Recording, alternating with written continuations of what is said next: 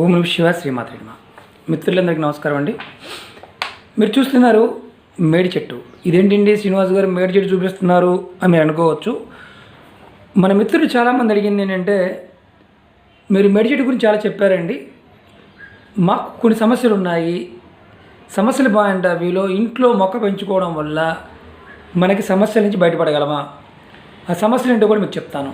ఒక సమస్య, మేము నిత్యం దైవారాధన చేద్దాం అనుకుంటున్నాము, దైవారాధన చేయలేకపోతున్నాం. ఏదైనా మంత్రాన్ని లేదైనా శ్లోకాన్ని పూజామందిరంలో కూర్చొని చదువుతూ ఉంటే పిచ్చి పిచ్చి ఆలోచనలు వస్తున్నాయి. అలాంటి ఆలోచనలు రాకుండా ఉండడానికి ఏమైనా మార్గం ఉందా? అలాగే మా పిల్లలు విద్య బాగుంటే చదువు బాగుంటే వీళ్ళు మా మాట వినటం లేదు, మమ్మల్ని ప్రతిదానికి మమ్మల్ని వ్యతిరేకిస్తున్నారు, దానికి ఏమైనా మార్గం ఉందా? మూడవది, మాకు ఏ పనిలో చేపెట్టినా ఆ పని పూర్తి అవకపోగా డబ్బులు లాస్ అవుతున్నాయి. ఆర్థికంగా మేము ఎవరికైనా డబ్బులు ఇచ్చినా కానీ మాకు వెనక్కి తిరిగి రావడం లేదు. ఇలాంటి క్వశ్చన్లు వేశారు. డబ్బులు ఖర్చు కాకుండా ఏదైనా తంత్రం ఉందని అడిగారు. మిత్రులందరికీ వినపం ఏంటంటే, ఈ వీడియో కాస్త లెంతీగా ఉంటుంది. ఎందుకంటే ఇది మేడి చెట్టు, ఔదుంబర్ అంటారు, దీన్ని అత్తి కూడా అంటారు. దీని గురించి కొన్ని పురాణాల్లో ఏముందో కూడా ఎక్స్ప్లెయిన్ చేయాలి కాబట్టి కొంత టైం పడుతుంది.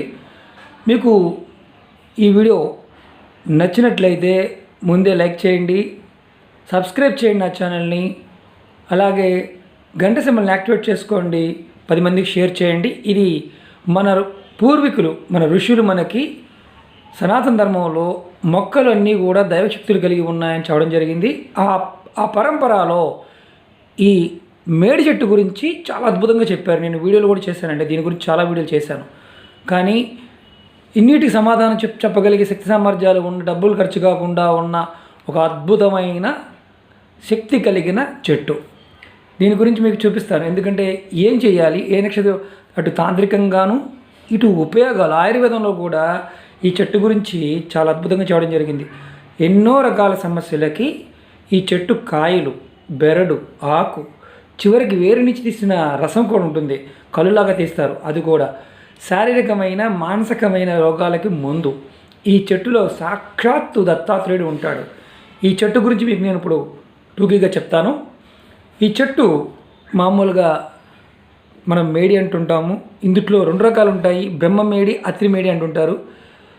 ఇందుట్లో ఇది అంజీరా పండు ఎలా ఉంటుంది, అంజీరా కూడా మేడి జాతికి సంబంధించింది. అది మనం డ్రై ఫ్రూట్లో వాడుతూ ఉంటాము. ఎన్నో రోగాలు వస్తాయి. ఆ రోగాల నుంచి బయటపడటానికి మేడిపండు సీజన్లో ఒకటి తీసుకున్నా చాలు. అలాగే మనం ఇప్పుడు ఈ చెట్టు గురించి తెలుసుకుందాం. దీన్ని ఉదంబర్ అంటారు, మేడి అంటారు, అత్తి అని కూడా అంటారు. ఇది భారతదేశంలో అన్ని ప్రాంతాల్లో కనిపిస్తుందండి. దీంతో ఏంటంటే ఈ మేడికాయలు, అత్తి నీరుని కూడా అమ్ముతారు కొన్ని ప్రాంతాల్లో. కేరళ ప్రాంతంలో కొన్ని ప్రాంతాల్లో అమ్ముతారు. అత్తిపాలు, ఆకులు, పెరడు అన్నీ కూడా ఉపయోగిస్తారు.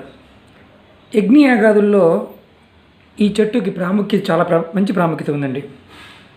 దేవాలయాల మరమ్మతులప్పుడు అంటే సంప్రోక్షణ చేస్తుంటే వింటూ ఉంటాం, సంప్రోక్షణ చేస్తున్నారని. అప్పుడు ఈ చెట్టు బెరడుతో, అంటే ఈ మానుతో ఏం చేస్తారంటే బొమ్మలు తయారు చేసి, దేవతా విగ్రహాలు చేసి పెడుతుంటారు. మీకు ఉదాహరణ చెప్తాను. అత్తి వరదరాజ స్వామి అని మనం తమిళనాడులో 60 సంవత్సరాల కోసం దర్శనం జరుగుతున్న విగ్రహం ఉంది కదా, ఆ విగ్రహాన్ని మామూలుగా అసలు విగ్రహం ఎప్పుడూ కూడా నీళ్ళలో ఉంటుంది. 60 సంవత్సరాలకు ఒకసారి తీసి చూపిస్తారు. మిగతా టైంలో మనం చూసే విగ్రహాన్ని అత్తి వరదరాజ స్వామి అంటారు. మేడి చెక్కతో చేసిన స్వామిని చూపిస్తూ ఉంటారు. అంత శక్తివంతమైన చెట్టు. ఈ చెట్టులో సాక్షాత్తు ఆ దత్తాత్రేయుడు స్వామి ఉంటారు. ఈ చెట్టు కింద కూర్చుని ఎవరైనా సరే ధ్యానం చేసినా, చెట్టుకు పూజ చేసిన, దీపారాధన చేసి పూజ చేసిన అద్భుతమైన జ్ఞాన సంపద, ధన సంపద, మానసిక శక్తులు, దుష్టశక్తుల నుంచి రక్షణ, గురుబలం పెరుగుతుందని శాస్త్రం చెప్పడం జరుగుతుంది. ఈ చెట్టు ఎందుకు పెంచుకోవాలి అని మిత్రులు అడిగారు. ఇంట్లో కుండీలో పెంచుకోవచ్చు, నేను చాలా పెంచుతూ ఉంటాను, మీకు చూపిస్తున్నాను అనమాట. అలాగే ఇది యజ్ఞయాగాదులు బాగుంటావిలో వాడే యజ్ఞాల్లో మనకి చూస్తుంటాం ఏంటంటే ఆ గరిటెల్లాగా ఉంటాయి. అవి మామూలుగా దాంట్లో మనకి ఇది చేస్తూ ఉంటారు కదా, ఆవు నెయ్యి వేస్తూ ఉంటారు. అవి ఎలా ఏంటి అనేది కూడా చెప్తాను మీకు నేను. యజ్ఞయాగాదుల్లో కొమ్మలు కొయ్యలు ఎపములు అంటే యజ్ఞ పశువుని కట్టే స్తంభం, కుర్చీలు, కొయ్య గరిటెలు ఇవన్నీ కూడా అత్తి అంటే ఈ చెట్టు మేడి చెట్టుతో చేస్తారు. యాక్చువల్గా మేడి చెట్టు వీరత్వానికి బలానికి చిహ్నంగా శాస్త్రం చేయడం జరిగింది. ఒకసారి ఏం జరిగిందంటే ఇందులో మీకు వేదంలో ఉన్న చిన్న కథ ఒకటి చెప్తాను మీకు. ఈ దేవతలు ఒక చోట చేరి హవ్యం అంటే దేవతలకి ఇవ్వబడి అన్నసారం పంచుకుంటూ ఉండగా కొంత భాగం నేల మీద పడి అందు నుంచి ఉద్భవించే చెట్టే ఈ చెట్టు అంటారు. దీనికి మామూలుగా అన్నసారం నుంచి పుట్టింది కాబట్టి అది ఏపుగా పెరుగుతుంది, మహావృక్షం అవుతుందని శాస్త్రం రాయడం జరిగింది. అందుకని దీనికి ఉదంబర అనే పేరు వచ్చిందని చెప్తారు. అలాగే అగ్ని దానం కొరకు సేకరించి 7 వృక్షాలలో అంటే మామూలుగా మనం యజ్ఞాలు చేసేటప్పుడు 7 మంచి దేవతా వృక్షాలు ఉన్న సమితులు తీసి యజ్ఞాలు చేస్తుంటాం కదా, దాంట్లో ఒక వృక్షంగా చెప్పడం జరిగింది. ఇంకొక కథ కూడా ఉందండి. ఇది సరస్వతీదేవి దేవతల నుంచి విడిపోయి ఈ చెట్టులో దాక్కుందని, అందువల్ల ఈ యజ్ఞకాలంలో ఎవరైతే ఋతిక్కులు ఉంటారో వాళ్ళు ఘంటాపథంగా మంత్రాన్ని ఉచ్చరించగలుగుతారని, వాగ్దాటి బ్రహ్మాండంగా ఉంటుందని చెప్పడం జరుగుతుంది. అలాగే అగ్నిని శాంతిపరిచే గుణం కూడా ఈ చెట్టుకు ఉందని శాస్త్రం చెప్పడం జరిగింది. ఇంకోటి ఏంటంటే మామూలుగా మనం శవదానం అయిపోయిన తర్వాత అస్థికులు ఏరడానికి ముందు ఏం చేస్తారంటే నీళ్ళతోనూ బాళ్ళతోనూ అస్థికుల మీద జల్లుతారు, తర్వాత ఈ కర్రతో అస్థికులు వేరుతారు. అలాగే పితృవేదంలో కూడా శవాన్ని పోర్చడానికి అత్తి బలను వాడతారని యజుర్వేదంలో దీని ఉపయోగాలు అనల్పంగా చెప్పడం జరిగింది యజుర్వేదంలో. అంటే మన పురాణాల్లో ఈ దేవతా వృక్షాల గురించి అద్భుతంగా చెప్పడం జరిగింది. ఈ స్టోరీ ఎంత ఎందుకు చెప్తున్నానంటే మీకు ఈ చెట్టు విలువ తెలియాలి అనుకున్నప్పుడు చెట్టు గురించి తెలుసుకోవాలి. దీని గురించి ఎక్కడ రాశారు, చాలామంది మిత్రులు అడిగారు విధానం కూడా చెప్పండి అని. చెప్తాను. ఇది ఎవరైనా పెంచుకోవచ్చా ఇంట్లో అంటే ఎవరైనా పెంచుకోవచ్చు. స్త్రీ తేవాలా పురుషుడు తేవాలా అంటే ఎవరైనా తీసుకురావచ్చు. ఇంట్లో ఈ మొక్క పెంచుకోవడం వల్ల ఈ చెట్టుకి దీప నైవేద్యాలు సమర్పించడం వల్ల మనకి సమస్యల నుంచి బయటపడడానికి మార్గం ఆ దత్తాత్రేయుడు, సాక్షాత్తు ఆ దత్తాత్రేయుడు మనకు చూపిస్తాడని శాస్త్రం చెప్తుంది. అలాగే మీరు ఒకటి గుర్తుంచుకోండి, ఈ చెట్టుని ఆరాధించడం వల్ల దత్తాత్రేయుడిని ఆరాధించినట్టే. మంత్రం నేర్చుకోవాలన్నా పూజ ఫలించాలన్నా మనకి ఖచ్చితంగా దత్తాత్రేయుడి యొక్క అనుగ్రహం ఉండాలి. వాక్కు రావాలన్నా దత్తాత్రేయుడి యొక్క అనుగ్రహం ఉండాలి. ఈ చెట్టు కింద కూర్చుని పూజ చేయడం వల్లే సమస్త కోరికలు నెరవేరుతాయని శాస్త్రం చూడడం జరిగింది.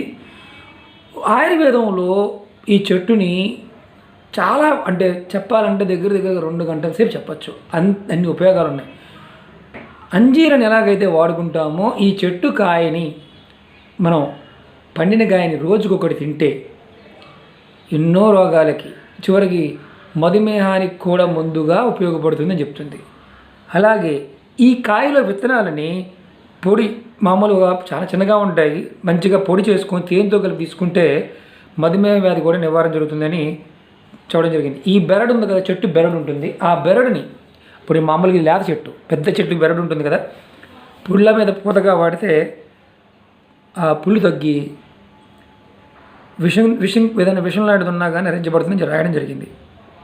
ఇది చాలా అద్భుతమైన దేవతా శక్తి కలిగిన వృక్షం. మీకు మనం ఇప్పుడు దీంట్లో చిన్న తంత్రం చెప్పుకుందాం. అలాగే మీకు కాయలు కూడా చూపిస్తాను. ఇవి లేత కాయలు. నేను అంటే పెద్ద చెట్టు మీకు చూపించడానికి వీడియో చేయడానికి ఇబ్బందిగా ఉంటుందని నా దగ్గర ఉన్న చెట్టు చూపిస్తున్నాను. మిత్రులు అడిగారు. నార్త్ ఇండియాలో ఈ పచ్చి కాయలు చిన్న కాయలతో కూర కూడా చేస్తారు. అద్భుతమైన ఆరోగ్య సమస్యల నుంచి బయటపడడానికి ఈ చెట్టు కాయలు ఉపయోగపడతాయి. అలాగే మనం తంత్రంలో ఆల్రెడీ నేను నా ముందు వీడియోలో చాలా చెప్పడం జరిగింది. ఇప్పుడు మీకు ఒక అద్భుతమైన తంత్రం చెప్తాను. రవి పుష్యమి నక్షత్రం రోజున ఈ మేడి చెట్టు యొక్క వేరు, ఇదిగోండి నేను పెద్ద వేరు అంతకుముందు సంగ్రహించి చూపిస్తున్నాను మీకు. నేను ఎందుకు చూపిస్తున్నానంటే ఇక్కడ కట్ చేసాను చూడండి, తావీజులో పెట్టడానికి కట్ చేయడం జరిగింది. ఇది పెద్ద వేరు. ఉత్తరం వైపు వేరుని రవి పుష్యమి నక్షత్రం రోజున మీరు ఎవరైనా సరే పురుషులు అంతకుముందు రోజు వెళ్ళి నిమంత్రణ చెప్పుకొని చెట్టుకి ఒక చెంబుడు నీళ్లు పోసి, విధానం చెప్తున్నాను, చెంబుడు నీళ్లు పోసి మీరు సంకల్పం చెప్పుకోండి. నాకు అవసరరీత్యా నేను ఈ వేరు తీసుకుంటున్నాను స్వామి. నాకు అనుగ్రహించి నాకు అష్టైశ్వర్య భోగభాగ్యాలు కలగాలని, మనోవాంఛలు నెరవేరాలని, నా మీద ఎలాంటి గ్రహ ప్రభావం తగ్గాలని నన్ను కాపాడు తండ్రి దత్తాత్రేయ అని కోరుకొని, రవిపుష్యమి నక్షత్రం అంటే రేపు రాబోయే నవంబర్లోను డిసెంబర్ నెలలో కూడా ఉంది. క్యాలెండర్ చూడండి తెలుస్తుంది. ఆ టైంలో మీరు ముందు రోజున వెళ్ళి ఒక చెంబు నీళ్లు పోసి సంకల్పం చెప్పుకొని పసుపు కుంకుమ అక్షింతలు పూలు సమర్పించి ధూపం సమర్పించి వచ్చేయండి. తర్వాత రోజున మీరు కరెక్ట్గా సూర్యోదయ టైంలో వెళ్ళి ఈ వేరుని ఇది నేను పెద్ద వేరు తీసుకోవడం జరిగింది. నేను తీసుకున్నది మీకు చెప్తున్నానండి. మీరు ఇలాంటి వేరుని చిన్నదైనా పర్వాలేదు, అంగుళం సైజు వేరునైనా తెచ్చుకొని తావీజులో పెట్టుకొని, అంటే ఆ రోజు ఏం చేయాలి, కొబ్బరికాయ కొట్టి ప్రదక్షిణ చేసి మీరు ఖచ్చితంగా దీపం వెలిగించి ధూపం చూపించి సంకల్పం చెప్పుకున్నారు కాబట్టి దత్తాత్రేయుడికి అష్టోత్తరమైన చదవండి. చదివి ఆ వేరు ఉత్తర వైపు ఉన్న వేరుని, భూమిలోంచి ఉన్న వేరుని ఒక ముక్క తీసుకోండి. సరేనండి, మా ఊర్లో లేదు, మా సిటీలో లేదంటే మీరు సిటీలో ఉన్నవారు పల్లెటూరులో ఉంటే చూసుకోండి, ఎప్పుడు సెలవుల మీద వెళ్ళినప్పుడు చూసుకోండి. అలాగే ఇది మలమూత్రాదులు విసర్జించే ప్రాంతాల్లో ఉన్న చెట్లు ఎక్కడన్నా సరే తీసుకోవద్దు. అలాగే చెత్త వేస్తారు కదా మొదల్లో, అక్కడ కూడా తీసుకోవద్దు. ఎక్కడైనా దేవాలయ ప్రాంతంలో కానీ ఉత్తరం వైపు అంగుళం వేరు చాలు. అలాగే తోటల్లో కానీ పంట పొలాల దగ్గర కానీ లేదు, మాకెక్కడ అందుబాటులో లేవంటే పర్వత ప్రాంతాలు, మీరు పుణ్యక్షేత్రాలకు వెళ్తారు కదా, ఈ టైంలో పెట్టుకోండి. తిరుమల కావచ్చు, శ్రీశైలం కావచ్చు, ఆ ప్రాంతాల్లో చెట్లు ఉంటాయి. నమస్కారం చేసుకొని ముందు రోజు ప్లాన్ చేసుకోండి. అక్కడికి వెళ్ళి అంగుళం సైజు ఉన్నది, ఇంత సైజు ఉన్నది తెచ్చుకుంటే మీకు ఖచ్చితంగా మీ స్థితిగతులు మారతాయి. ఆ దత్తాత్రేయుడు మీకు ఎల్లవేళలా మీతో పాటు ఉండి రక్షణ కల్పిస్తాడు. మిత్రులు అడిగారు ఏంటంటే వివరణ ఇమ్మన్నారు, పూజా విధానం చెప్పమన్నారు. పూజా విధానం ఇది మీరు కామెంట్ బాక్స్లో పెడుతుంటారు, అదండి ఇదండి ఎప్పుడు తెచ్చుకోవాలండి, 2 రోజులు తెచ్చుకోవచ్చా అండి. ఈ శాస్త్రంలో ఏదైతే ఉందో అది మాత్రం చూడడం జరుగుతుంది. ఆ విధంగా చేసుకుంటే ఫలితాలు వస్తాయి. మనకి ఈజీగా ఉండే విధంగాను ఋషులు చెప్పడం జరిగింది. కాస్త ఓపిక చేసుకోండి, తెచ్చుకోండి. మిత్రులందరూ విన్నపం ఏంటంటే ఈ చెట్టు ఎక్కడైతే ఉంటుందో ఇది మహామానవుతుంది. కుండీలో పెట్టుకున్నా సరే మీ అందరికీ కూడా ఖచ్చితంగా దత్తాత్రేయుడి యొక్క కృపా కటాక్షం కలుగుతుంది. ఎందుకంటే దత్తాత్రేయుడు మనకి అన్నీ ఇవ్వగలిగిన, అంటే బ్రహ్మ విష్ణు మహేశ్వరుడు సమానంగా శాస్త్రం చెప్పడం జరిగింది. ఇది లెంతీ వీడియో కాబట్టి చెప్తున్నానండి. ఎందుకంటే అద్భుతమైన శక్తి కలిగిన ఈ మొక్కని ఇంట్లో కూడా పెంచుకోవచ్చు. మన సమస్యలన్నీ తీరిపోతాయి. ఖచ్చితంగా రోజు రోజుకి మన ఆర్థిక స్థితిగతి మారుతుంది. మన మనసు నిశ్చలమైన స్థితికి వస్తుంది. శత్రువులు కూడా మనకి ఇబ్బంది కలిగించిన శత్రువులు కూడా మిత్రులుగా మారుతారు. బయట ఇచ్చిన డబ్బులు కూడా మనకి రావడానికి అవకాశం ఉంటుంది. పిల్లల చదువులో మంచి జ్ఞానాన్ని సంపాదించగలుగుతారు. ఎందుకంటే దత్తాత్రేయుడు అన్నీ ఇవ్వగలుగుతాడు. మిత్రులందరికీ ఈ వీడియో నచ్చినట్టయితే లైక్ చేయండి, నా ఛానల్ సబ్స్క్రైబ్ చేయండి, ఇది మరింత మందికి షేర్ చేయండి. ఈ వీడియో పూర్తిగా చూడడానికి ప్రయత్నం చేయండి. ఎందుకంటే నేను షార్ట్లో చేద్దామని ప్రయత్నం చేస్తే 10 వీడియోలు చేయాలి. కాబట్టి ఇది అర్థవంతంగా ఉండడం కోసం ఒక వీడియో చేయడం జరిగింది. నచ్చకపోతే మిత్రులు కూడా చెప్తున్నాను, నచ్చలేదని చూడడం ఏమాత్రం మొగవాడ పడమాకండి. ఎందుకంటే మీకు నచ్చకపోయినా ఇది మన ఋషులు ఇచ్చిన అద్భుత శక్తి మన పూర్వీకులు ఇచ్చిన ఋషులు ఇచ్చిన అద్భుతమైన శక్తి సామర్థ్యాలు కలిగిన మొక్కల గురించి మీకు రోజుని తెలియజేస్తూ ఉంటాను. ఓం నమః శివాయ, శ్రీమాత్రే నమః.